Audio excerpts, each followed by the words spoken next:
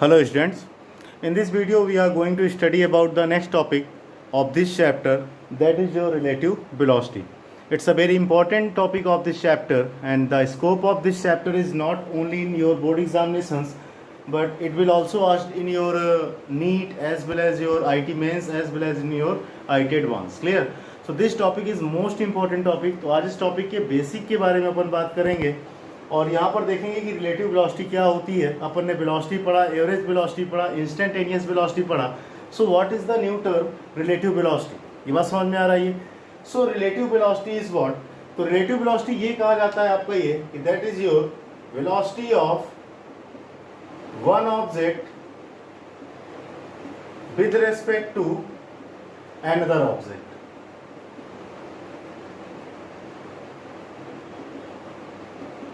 What is relative velocity? Relative velocity is defined as the velocity of one object with respect to the another object. Clear? So मतलब क्या है यहाँ पर ध्यान सुनना है। अभी तक अपन ने क्या पढ़ा कि एक ऑब्जेक्ट है 20 मीटर पर सेकंड से चल रहा है, तो 20 मीटर पर सेकंड से चल रहा है, किसके रेस्पेक्ट में, इसकी कभी बात ही नहीं की अपन ने। ये बात समझ में आ रही है।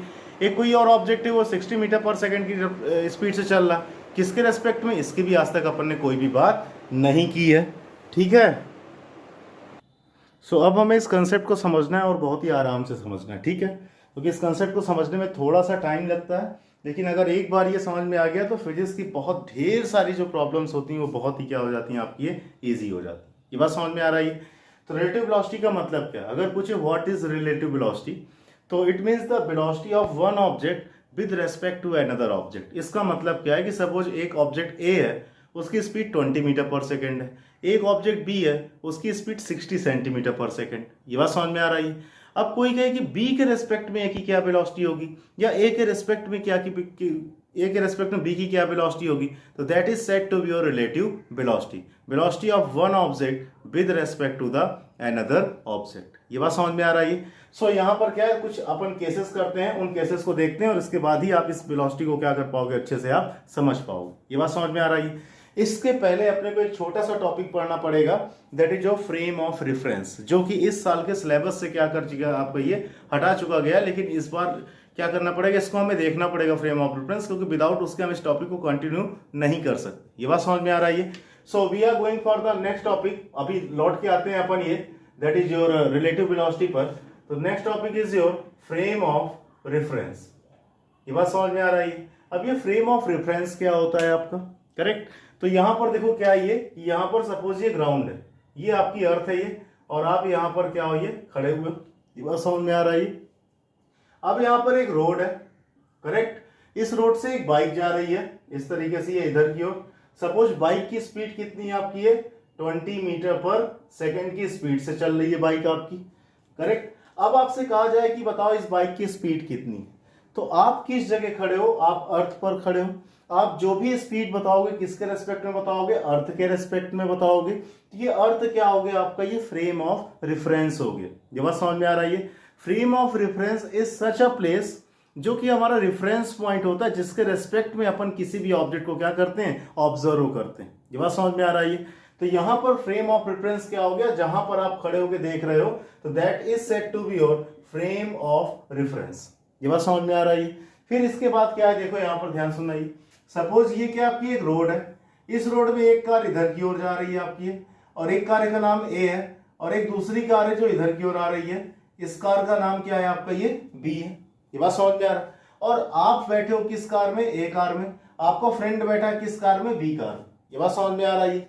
अब आप इस कार में बैठ के इस फ्रेंड को देख रहे हो, आप अपने फ्रेंड को जब ऑब्जर्व कर रहे हो तो आप कहां पर हो, तो आप इस मूविंग कार में हो। तो इस बार आपका फ्रेम ऑफ रेफरेंस क्या हो चुका है आपका, ये मूविंग कार हो चुका है। ये बात समझ में आ रहा है। तो फ्रेम ऑफ रेफरेंस क्या है, एक ऐसा पॉइंट, एक ऐसा प्लेस जहां पर रहकर आप किसी भी ऑब्जेक्ट को क्या करते हो, ऑब्जर्व करते हो, that is called your frame of reference. ये बात समझ में आ रही है। तो इस केस में जो फ्रेम ऑफ रेफरेंस है वो कौन सा हो गया आपका, ये मूविंग कार। इसमें जो फ्रेम ऑफ रेफरेंस है ये कौन सा हो गया आपका, वो ग्राउंड हो गया।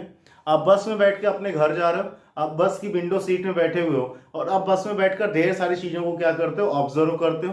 तो वहां पर जो फ्रेम ऑफ रेफरेंस हो गया वो क्या हो चुका है आपका, ये बस हो चुका है। ये बात समझ में आ रहा है, कोई प्रॉब्लम इसमें, डन। तो यहां पर फ्रेम ऑफ रेफरेंस क्या है, a platform, a platform through which we observe any object. Clear? So frame of reference की definition क्या है? It is defined as the platform through which we can observe any object is called your frame of reference. अब यहाँ पर ये कहानी होती है कि जो फ्रेम ऑफ रेफरेंस होता है बच्चा वो टू टाइप्स का होता है। ये बात समझ में आ रहा है? ये जो फ्रेम ऑफ रेफरेंस होता है आपका टू टाइप्स का होता है। ये एक को बोलते हैं आप इनर्शियल फ्रेम ऑफ रेफरेंस,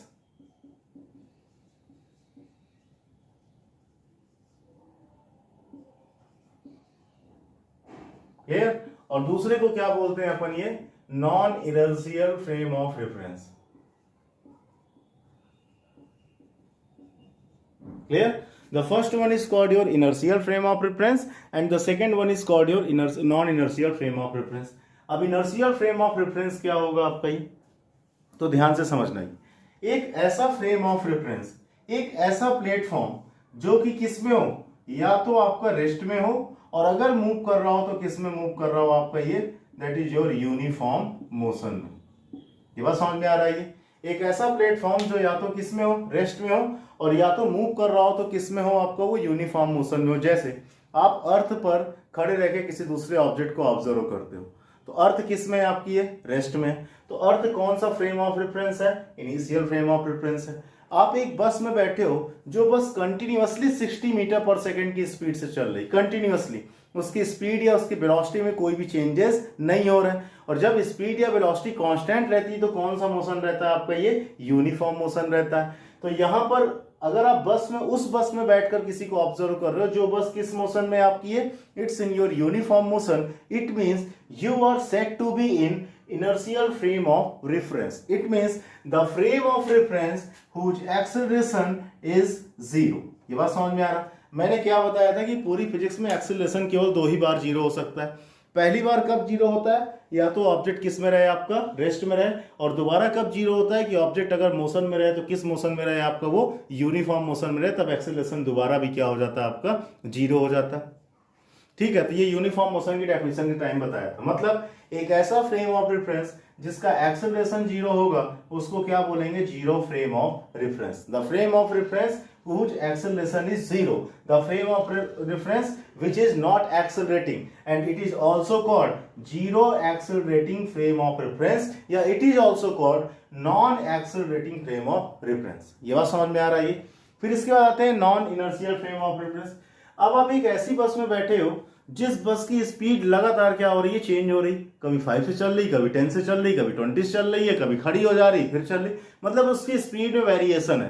तो ओवरऑल उसका मोशन कैसा नहीं है? उसका मोशन यूनिफॉर्म नहीं है, उसकी वेलोसिटी कांस्टेंट नहीं है। वेलोसिटी कांस्टेंट नहीं होने का मतलब या तो वेलोसिटी बढ़ रही होगी या तो वेलोसिटी कम हो रही होगी। और अगर वेलोसिटी आपकी बढ़ रही होगी तो ये एक्सेलरेशन हुआ, और अगर वेलोसिटी कम हो रही होगी तो ये क्या हुआ आपका? रिटार्डेशन हो गया।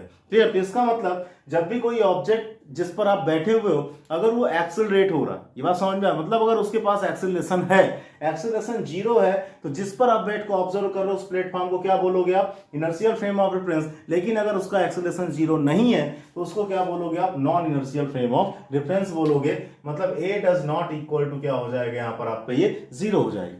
ये बात समझ में आ रहा? कोई प्रॉब्लम इसमें? डन। तो इसको क्या बोलते हैं? Non inertial frame of reference भी बोलते हैं। जब न्यूटन्स लॉज ऑफ मोशन में आएंगे, लॉज ऑफ मोशन वाले चैप्टर में, तो यहाँ पर थोड़ा सा और बताएंगे। ये कहा जाता है जो न्यूटन के first law of motion, second law of motion और थर्ड लॉ ऑफ मोशन होता है ना, फर्स्ट लॉ ऑफ मोशन को लॉ ऑफ इनर्शिया बोलते हैं या इनर्शिया लॉ बोलते हैं। तो एक ऐसा फ्रेम ऑफ रेफरेंस जो लॉ ऑफ इनर्शिया को फॉलो करेगा that is said to be your inertial frame of reference, और एक ऐसा फ्रेम ऑफ रेफरेंस जो इनर्शिया लॉ को फॉलो नहीं करता उसको क्या बोलते हैं अपन? Non inertial frame of reference. ये बात समझ में आ रहा? और फ्रेम ऑफ रेफरेंस क्या? एक ऐसा प्लेटफॉर्म है जहां पर खड़े रहकर हम किसी दूसरे ऑब्जेक्ट को क्या करते हैं? ऑब्जर्व करते हैं, और ऑब्जर्वेशन के बाद उस ऑब्जेक्ट की वेलोसिटी, डिस्टेंस, टाइम, व्हाटएवर जो भी हम कैलकुलेट करना चाहते हैं वो सारी की सारी चीजें अपन क्या करते हैं? उसकी ये कैलकुलेट करते हैं।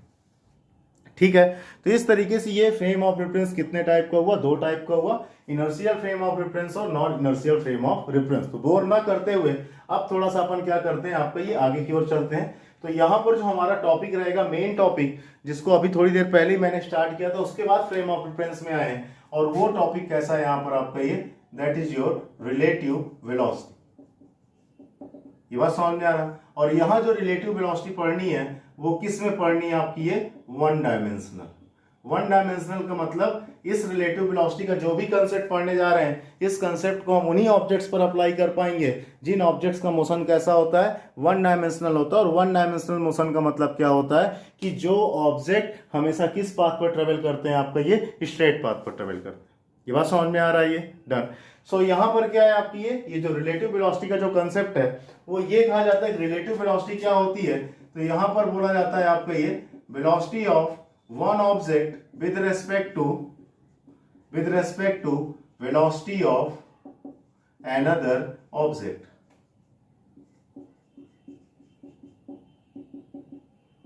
ये बात समझ में आ रहा है, ये velocity of one object with respect to क्या होता है आपका ये another object, that is called your relative velocity. ये बात समझ में आ रहा, तो यहां पर ध्यान से सुनना, अभी बहुत ध्यान से सुनना। ये सपोज ये एक रोड है, क्लियर, इस रोड पर दो कार है, एक कार कौन सी आपकी है, ए है, और दूसरी कार कौन सी आपकी है, बी है। ये बात समझ में आ रहा है, ये जो कार ए है इसकी स्पीड कितनी दी हुई है आपकी, ये सपोज 100 किलोमीटर पर आवर, और जो कार बी है इसकी स्पीड कितनी दी है आपकी, ये सपोज 80 किलोमीटर पर आवर दी हुई है। ये बात समझ में आ रहा है, ये कोई प्रॉब्लम इसमें, डन। दोनों की दोनों कार ही क्या हो रही है आपकी, ये चल रही है, ठीक है। एक बंदा है जो यहां रोड पर किनारे खड़ा हुआ, रोड का मतलब क्या हो गया आपका ये, दैट इज योर ग्राउंड। बंदे का नाम क्या है, सी।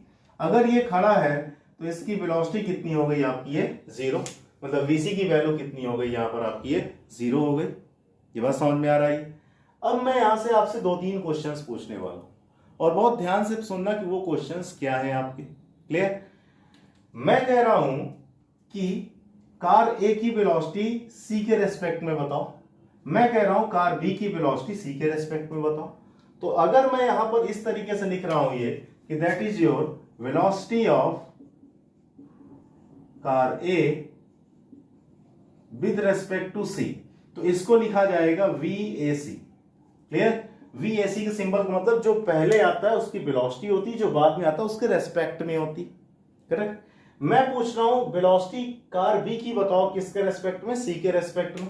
तो यहां पर अपन नेक्स्ट करने वाले हैं ये, that is your velocity of car B with respect to क्या करने वाले हैं अपन, सी। इसका सिंबल क्या हो जाएगा, BBC।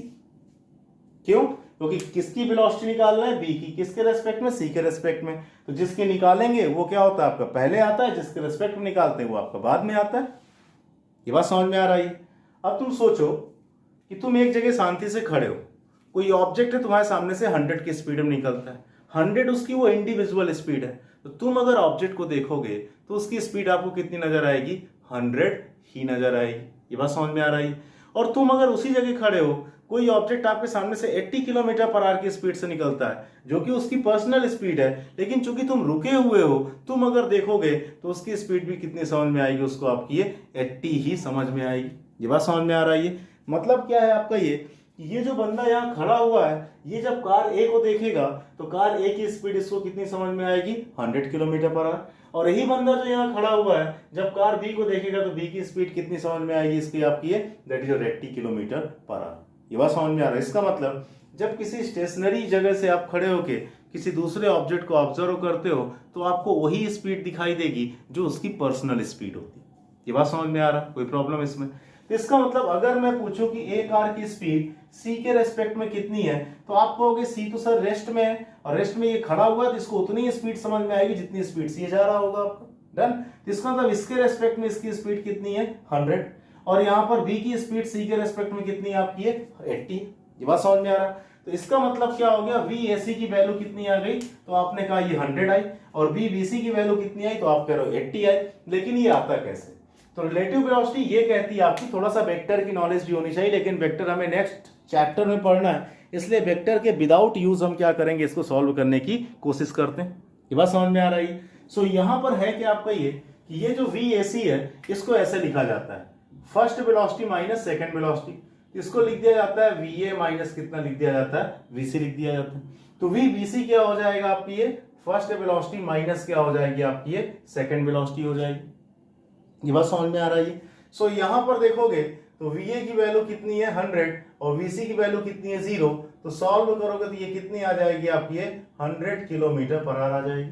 सिमिलरली अगर यहां पर देखोगे आप ये, तो यहां पर VB की वैल्यू कितनी यहां पर आपकी 80 है और VC की वैल्यू कितनी है आपकी 0 है। सॉल्व करोगे तो ये कितनी आ जाएगी आपकी, 80 किलोमीटर पर आवर। ये बात समझ में आ रही है, कोई प्रॉब्लम इसमें? अच्छा, ये जो वेलोसिटीज है किस में आ रही है आपकी, ये प्लस में आ रही है। प्लस में आने का मतलब होता है राइट साइड और माइनस का मतलब क्या होता है, लेफ्ट साइड। अगर ऑब्जेक्ट ऊपर और नीचे जा रहे होते तो प्लस का मतलब था अपवर्ड और माइनस का मतलब क्या था, डाउनवर्ड। तो इसका मतलब जब सी के रेस्पेक्ट में ए को देखा गया तो आंसर कितना आ रहा आपका, 100 किलोमीटर पर आवर, और ये प्लस में आ रहा, तो इसका मतलब सी से कार किधर की ओर जा रही, राइट साइड जा रही। जब सी के रेस्पेक्ट में देखा गया बी को, तो इसका आंसर कितना आ रहा आपका, 80 आ रहा, और ये प्लस में आ रहा, तो इसका मतलब सी के रेस्पेक्ट में कार किधर जा रही है, राइट साइड जा रही। ये बात समझ में आ रहा, कोई प्रॉब्लम इसमें? डन।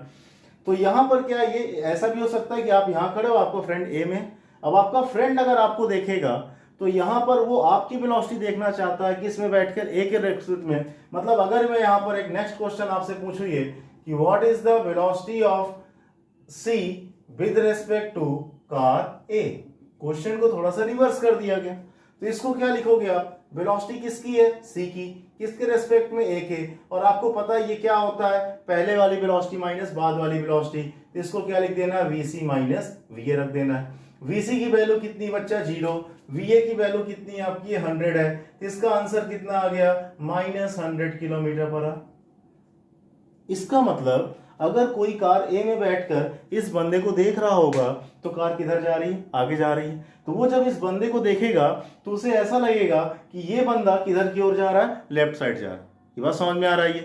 जब आप बस वगैरह में बैठते हो तो किसी एक स्टेशनरी ट्री वगैरह को देखते हो तो स्टेशनरी ट्री आपको रेस्ट में नहीं दिखते हैं, वो ऐसा लगते हैं कि मूव कर रहे हैं, किस डायरेक्शन में, जिस डायरेक्शन में आप जा रहे होते हो उसकी अपोजिट डायरेक्शन में। तो इस सेम कंडीशन यहां पर होगा ये, तो निगेटिव साइन ये इंडिकेट कर रहा है कि ए वाले को लगेगा कि सी वाला किधर की ओर जा रहा है, लेफ्ट साइड जा रहा है, और यहाँ पॉजिटिव साइन इंडिकेट करता है कि सी वाले को लगता है कि ए वाला किधर जा रहा है, आपका राइट साइड जा रहा है। ये बात समझ में आ रहा। सिमिलरली अगर यहाँ पर एक थोड़ा सा कंसेप्ट और लगाया जाए और मैं यहाँ पर लिखूं that is your velocity of C with respect to, मैं पूछूं बी कितना होगा, तो यहां पर सबसे पहले इसका सिंबल बनाओ, तो ये कितना हो जाएगा, VCB, पहले वाली वेलोसिटी माइनस बाद वाली वेलोसिटी, VC माइनस कितना हो जाएगा, VB हो जाएगा ये, और इसको सॉल्व करोगे तो आ जाएगा -80 किलोमीटर पर आवर। ये बात समझ में आ रही है? इसका मतलब बी वाले को क्या लगेगा, जब आप बी में बैठकर सी को देखोगे तो इसे भी यही लगेगा कि सी क्या हो रहा है, इससे पीछे जा रहा है, कितनी स्पीड से पीछे जा रहा है, 80 किलोमीटर पर आवर। ये बात समझ में आ रही है? तो उम्मीद करता हूँ ये जो छोटे छोटे क्वेश्चंस हैं या जो छोटे छोटे यहाँ पर जो कंसेप्ट हैं ये आपको यहाँ तक थोड़े बहुत समझ में आ रहे होंगे। ये बात समझ में आ रही है? फिर अपन क्या करते हैं, इसको यहाँ से हटाते हैं। ठीक, अब ये बात हो गई सी के रेस्पेक्ट में किसकी, ए की, बी की, और बात हो गई ए और बी के रेस्पेक्ट में किसकी, सी की। अब अगर आपसे कोई कहे कि नहीं ये कार मूव कर रही है और ये कार मूव कर रही है, दोनों कार मूव कर रही, एक कार थोड़ा सा तेज चल रही, दूसरी कार थोड़ा सा क्या चल रही, स्लो चल रही, और दोनों कार के चलने की डायरेक्शन कैसी यहाँ पर आपकी बिल्कुल सेम है। तो अगर यहां से कोई आपसे कोई पूछे कि what is the velocity of, यहां से कोई पूछ सकता है आपसे ये, that is your velocity of car A with respect to B, तो सबसे पहले इसका सिंबल बनाओ, किसकी वेलोसिटी ए की, किसके रेस्पेक्ट में बी कहती है, ये क्या हो जाएगा आपका, ये VAB हो जाएगा। VAB का मतलब सिंपल सा क्या हो गया, ये VA माइनस कितना हो गया, VB हो गया। ये बात समझ में आ रहा है? ये डन। सो यहां पर ध्यान सुनना, ही एक कार 100 से जा रही थी, दूसरी कार 80 से जा रही थी। आप 80 वाले में बैठकर ए वाले को देखोगे तो ए वाले की स्पीड आपको कितनी समझ में आएगी, क्या 100 समझ में आएगी? नहीं, क्योंकि आपके पास भी स्पीड है, तो आप जितनी स्पीड से चल रहे हो उतनी स्पीड इसको कम समझ में आएगी। मतलब अगर आप बी में बैठकर ए की स्पीड देखोगे तो आप 80 से चल रहे हो तो 80 तो इसमें से हटाना पड़ेगा, क्योंकि 80 से तो दोनों साथ ही चलेंगे। क्लियर? थोड़ा सा ज्यादा कितना, 80 से कितना ज्यादा है, 20, तो ऐसा लगेगा बी वाले को जैसे ए की स्पीड कितनी यहाँ पर आपकी है, 20 किलोमीटर पर। ये बात समझ में आ रहा? तो वो कैसे आया होगा, तो इसी फार्मूले से आया होगा। तो ये VA कितना हो गया यहाँ पर आपका, ये 100, और माइनस कितना हो गया 80, तो ये कितना हो गया आपका, ये 20 किलोमीटर पर आवर हो गया, और ये प्लस में आ रहा। इसका मतलब बी कार वाले को क्या लगेगा कि ए कार वाले की स्पीड 100 नहीं है, बी को लगेगा जैसे ए किस स्पीड से मूव कर रही है आपकी ये 20 किलोमीटर पर आवर से, और किधर की ओर मूव कर रही है, राइट साइड, मतलब उससे आगे जा रही है, क्योंकि यहाँ साइन कैसा आ रहा है आपका ये पॉजिटिव आ रहा है। सिमिलरली कोई कार ए में बैठा हुआ बंदा भी बी को क्या कर सकता है, ऑब्जर्व कर सकता है। तो अगर अपन यहाँ पर देखेंगे कि that is your velocity of car B with respect to क्या देखना है अपने को, ये ए देखना, ये बात समझ में आ रहा है। तो velocity of car B with respect to A कितना हो जाएगा ये, तो दैट इज योर यहाँ पर हो जाएगा वी वी ए हो जाएगा। वी की वेलोसिटी किसके रेस्पेक्ट में, ए के रेस्पेक्ट में, first velocity minus second velocity, तो कितना हो जाएगा ये वी वी माइनस कितना हो जाएगा वी ए, और यहाँ पर 80 और -100 करोगे तो ये कितना आ जाएगा -20 किलोमीटर पर आवर।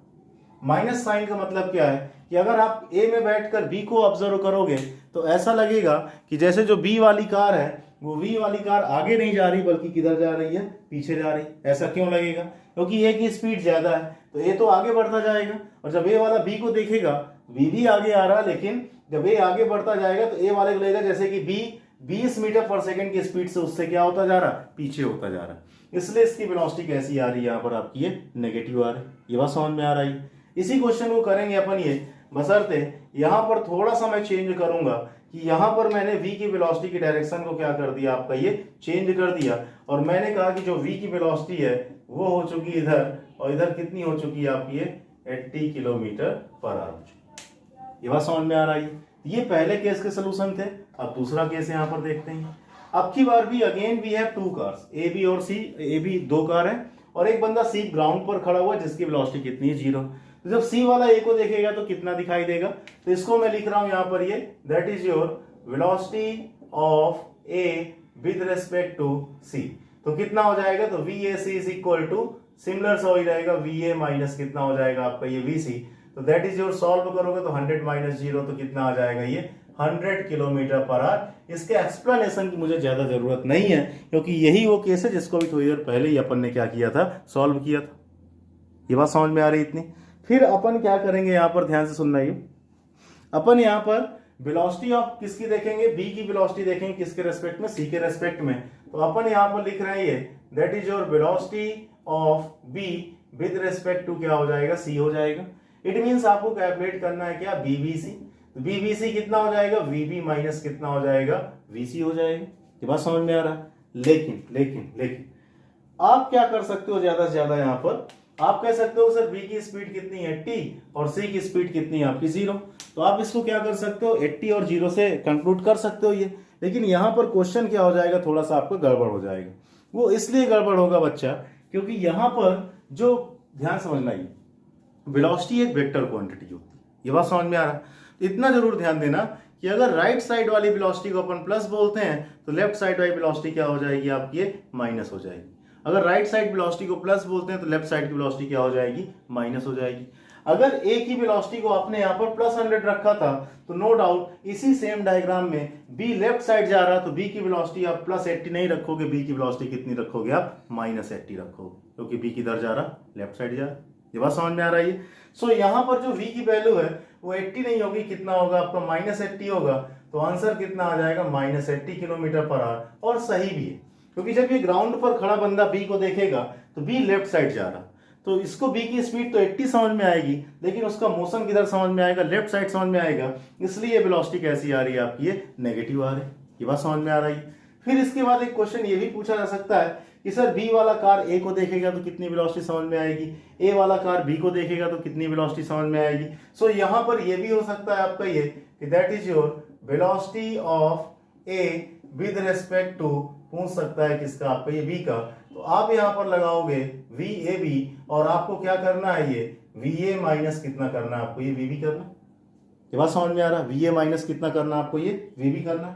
लेकिन वी ए किधर जा रहा है, राइट साइड, तो उसकी वेलोसिटी प्लस में, वी बी किधर जा रहा है, लेफ्ट साइड, तो उसकी वेलोसिटी माइनस में।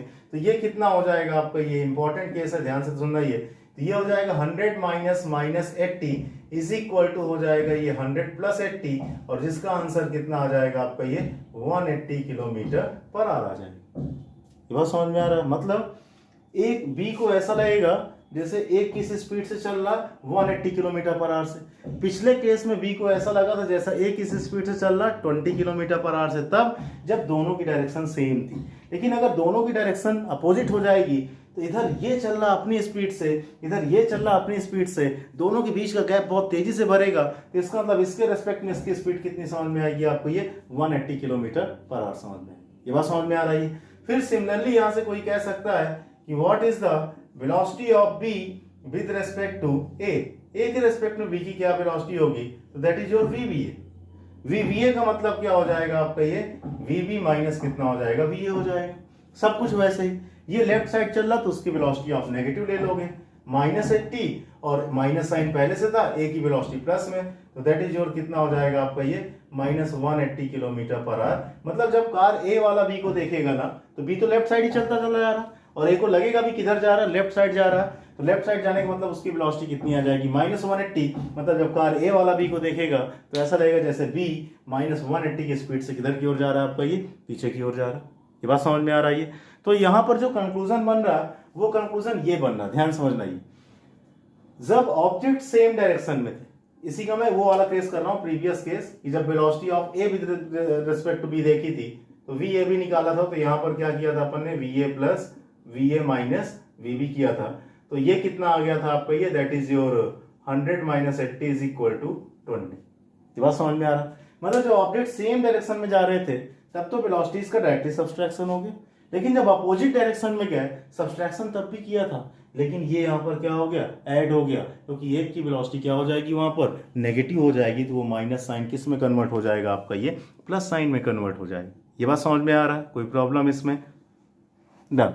कुछ बुक्स ये लिखती है, क्या लिखती है मैं बता रहा हूं अभी, जबकि एग्जैक्टली कभी भी गलत नहीं, क्योंकि रिलेटिव वेलोसिटी कभी भी वेलोसिटीज का एडिशन होता ही नहीं है। कुछ टीचर्स भी ये पढ़ाते हैं कि रिलेटिव वेलोसिटी क्या है क्या नहीं, तो वो जस्ट समझ में आएगा, क्लियर। तो रिलेटिव वेलोसिटी क्या है, ये if objects are moving in same direction, if objects are moving in same direction, clear. दो ऑब्जेक्ट है जो सेम डायरेक्शन पे क्या कर रहे हैं, आपके मूव कर रहे हैं, ये केस फर्स्ट, क्लियर। छोटे छोटे ऑब्जेक्टिव क्वेश्चंस है, तो यहां पर क्या है, ये एक ऑब्जेक्ट ये आपका ए है, इसकी वेलोसिटी वी ए है, और एक ऑब्जेक्ट आपका बी है, इसकी वेलोसिटी कितनी है आपकी, वी बी है। तब अगर आपसे कोई पूछे कि what is the velocity of A with respect to B, तो आप कह दोगे V A B is equal to V A minus क्या कर दोगे आप, ये वी बी कर दोगे, सिंपल सा, दोनों डायरेक्शन सेम है, दोनों प्लस में आराम से रख देंगे, दोनों सब्सट्रैक्ट हो जाएंगे, क्लियर। लेकिन अगर यहीं पर आपसे कोई पूछे ये कि what is the velocity of B with respect to A, clear, so आप क्या करोगे, B B A is equal to आप बोल दोगे V B minus B A, कोई इशू ही नहीं है, आप ये बात समझ में आ रहा। लेकिन अगर यहां पर केस सेकंड बनाया जाए, और केस सेकंड क्या है आपका, ये if objects are moving in opposite direction,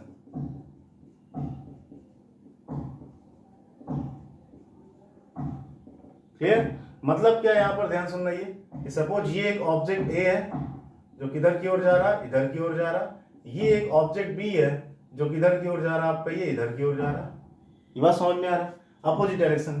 तब आप क्या करोगे, आप तो अगर निकालो velocity of A with respect to B, तो आप क्या करोगे, V A minus V B करोगे। लेकिन जब वैल्यूज रखोगे तो वी ए राइट साइड में, ये तो प्लस में रहेगा, लेकिन वी बी लेफ्ट साइड में, तो वी बी की जगह माइनस वी बी रखोगे, तो ये हो जाएगा एक तरीके से वी ए प्लस कितना हो जाएगा आपका, ये वी बी हो जाएगा। ये बात समझ में आ रहा है, ध्यान सुनना, हमने किया क्या था सब्सट्रैक्शन, लेकिन उसकी डायरेक्शन के कारण यहाँ कौन सा साइन आ गया, प्लस साइन आ गया। अब बुक लिखने वाले और कुछ पढ़ाने वाले टीचर्स क्या पढ़ा देते रटने के लिए, वो कह देते हैं जब ऑब्जेक्ट सेम डायरेक्शन में जाता है ना, तो जो रिलेटिव वेलोसिटी होती है दोनों ऑब्जेक्ट्स के वेलोसिटी के सब्सट्रैक्शन के इक्वल होती है। और उन्हीं का ये कहना है कि जब ऑब्जेक्ट सेम डायरेक्शन में, जब ऑब्जेक्ट अपोजिट डायरेक्शन पे मूव करते हैं, तो उन ऑब्जेक्ट्स की रिलेटिव वेलोसिटी उन दोनों की इंडिविजुअल वेलोसिटी के एडिशन की इक्वल होती है। जबकि रिलेटिव वेलोसिटी अगर ये देखोगे कि आया कहाँ से, सब्सट्रैक्ट करने के बाद ही तो आया। क्या रिलेटिव वेलोसिटी कभी भी दो ऑब्जेक्ट्स की एडिशन हो सकती है? क्या एडिशन से स्टार्ट करते हैं क्या अपन? नहीं, हमेशा किस में स्टार्ट करते हैं अपन? ये सब्सट्रैक्शन से स्टार्ट करते हैं। ये बात समझ में आ रहा है? सो यहाँ पर क्या किया अपन ने, सब्सट्रैक्शन किया था, लेकिन रिजल्ट एडिशन आ गया, तो इस रिजल्ट को सच ये नहीं बोल सकते ना कि अपोजिट डायरेक्शन में जाएगी वेलोसिटी ऐड करना है, सेम डायरेक्शन में जाएगी वेलोसिटी सब्सट्रैक्ट करना है। लेकिन ये तुम्हारे भी काम की चीज़ है, क्योंकि जब हमारे पास टाइम नहीं होता है तो इस तरह के छोटे छोटे कंसेप्ट भी क्या होने चाहिए, हमको याद होने चाहिए। तो आपको याद क्या रखना है कि रिलेटिव वेलोसिटी क्या होती है। तो तो relative velocity is defined as the velocity of one object with respect to another object and if the objects are moving in same direction then the relative velocity of one object with respect to another object will be the subtraction of the individual velocities of the object and if the objects are moving in opposite direction, कहना तो नहीं चाहिए लेकिन फिर भी याद करना पड़ेगा, if the objects are moving in opposite direction then the velocity of one object with respect to another object will be the addition of their individual velocities. ये बात समझ में आ रही है? तो अभी यहीं तक करते हैं, नेक्स्ट टाइम पे इसके अच्छे से न्यूमेरिकल्स लगाते हैं। Okay, thank you.